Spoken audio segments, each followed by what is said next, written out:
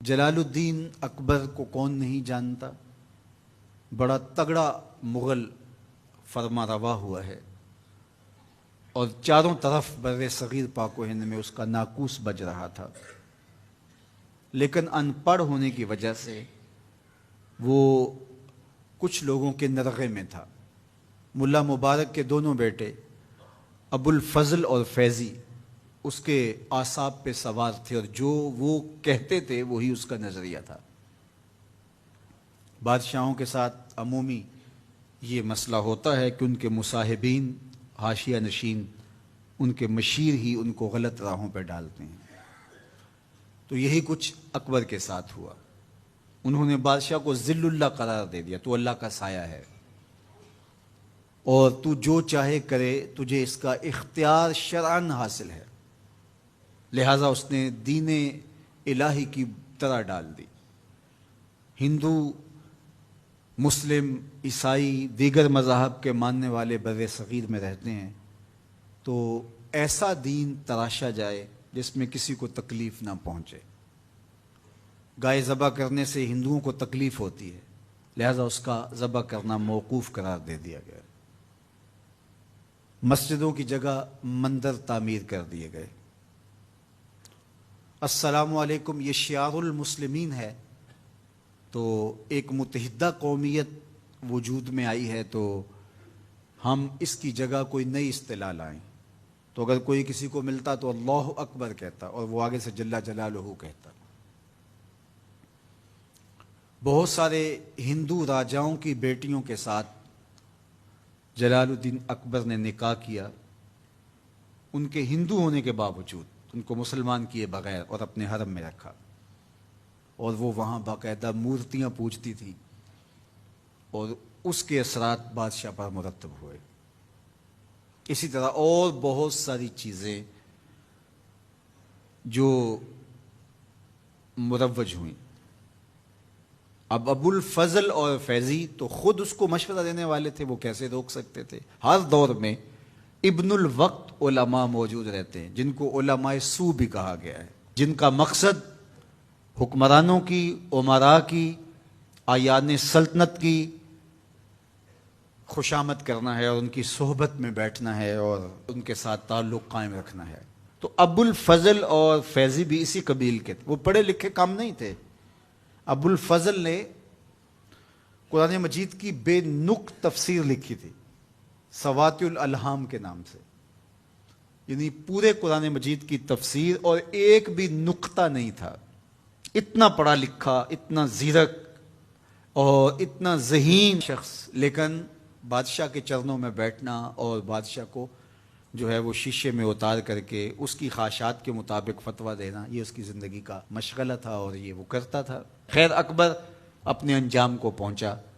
اس کے بعد جہانگیر تخت نشین ہوا، تو اس کے کان بھرے گئے حضرت شیخ احمد مجدد الفسانی علیہ رحمہ کے حوالے سے۔ تو اس نے آپ کو دربار میں بلایا، اور آپ نے اس کو اپنا مطمع نظر بتایا۔ دین کی جو تعبیرات، تشریحات انہوں نے قرآن و حدیث سے سمجھی تھی، وہ اس کے سامنے رکھی۔ بادشاہ مطمئن ہو گیا، واپس تشریف لے آئے، تو جہانگیر کے کان بھرے گئے کہ دیکھا انہوں نے آپ کو سجدہ نہیں کیا، چونکہ ابو الفضل اور فیضی کے ذریعے سے یہ تصور راسخ کیا گیا تھا بادشاہ کے ذہن میں کہ آپ ذل اللہ ہیں اور آپ کو سجدہ ہونا چاہیے، اللہ کا سایہ جو ہیں آپ، تو پھر لوگ آپ کو سجدہ کیوں نہ کریں؟ تو باقاعدہ بادشاہ کے لیے انحناء، رکوع یا سجدہ تک ہوتا تھا، جبکہ شریعت اسلامیہ میں اس کی اجازت نہیں ہے۔ اس پاداش کے اندر کہ آپ نے نہیں کیا سجدہ بادشاہ کو، گوالیار کے جیل میں 2 سال کچھ عرصہ کاٹنے پڑے، کاٹے۔ تبلیغ دین کا سلسلہ رک گیا نہیں، وہاں 500 قیدی تھے، وہاں جا کے حضور کے دین کی تبلیغ کا آغاز کر دی۔ اب بادشاہ کو جب ہوش آیا، اور اس کے پس منظر میں بہت کچھ ہے، وقت نہیں ہے، تو اس نے شیخ کو رہا کرنے کا کہا، تو کہا کہ میں تو تب رہا ہوں گا اگر یہ 500 بھی رہا ہوں گے۔ کبھی قیدی بھی شرطیں لگا کے آزاد ہوتے ہیں، اور ساتھ شرط یہ ہے کہ مندروں کو گرا کر کے مسجدیں بنائی جائے جہاں مسجدوں کو گرا کے مندر بنائے گئے ہیں. تحیت المسلم کو دوبارہ اصل صورت میں بحال کیا جائے, شراب خانے بند ہوں اور محرمات کے ساتھ نکاح منسوخ کیے جائیں. یہ ساری شرطیں آپ نے لگائیں اور بادشاہ کو ماننا پڑی. پھر پوری شان کے ساتھ جیل سے حضرت مجدد باہر آئے. یہ شان مجددانہ ہے, یہ عزت اور وقار کی زندگی ہے جو حضرت شیخ احمد نے. اور پھر بادشاہ نے کہا کہ آپ کو کوئی منصب ہوتا چاہیے گا, بالکل نہیں چاہیے. پھر کچھ عرصہ بادشاہ آپ کی صحبت میں رہا. پھر جتنے بھی آیان سلطنت تھے سب پر حضرت شیخ کی تعلیمات کا رنگ چڑھا. اور پھر اللہ تعالیٰ نے شاہ جہان پر جو رنگ چڑھایا وہ کسی سے مخفی نہیں.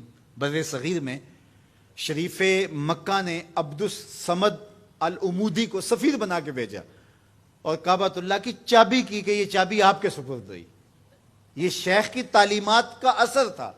دلی کے دربار میں خواجہ سیف الدین سرہندی آپ کے فرزند آ کے قیام کرتے ہیں اور 3 لاکھ ہندوؤں کو کلمہ توحید پڑھاتے ہیں. یہ پھر اثرات مرتب ہونے لگے, یہ پھر دین اترنے لگا. اور پھر انہی کی نسل سے شاہ جہاں کا بیٹا اورنگزیب عالمگیر آتا ہے جس نے 500 علماء کو جمع کر کے فتاوی ہندیہ, جس کو فتاوی عالمگیریہ کہا جاتا ہے, فقہ کا انسائکلوپیڈیا تیار کیا. ایک قانون اور ایک ضابطہ بر صغیر پاک و ہند کے لیے جو نافذ العمل ہوا اس کو تیار کیا. اور آج بھی اس کی کوئی نظیر یہاں ملتی نہیں ہے, اس کی کوئی مثال نہیں ملتی. تو پھر یہاں تک کام پہنچا. تو یہ شیخ احمد نے بادشاہوں کی اصلاح کی اور الہاد کا کلا کما کر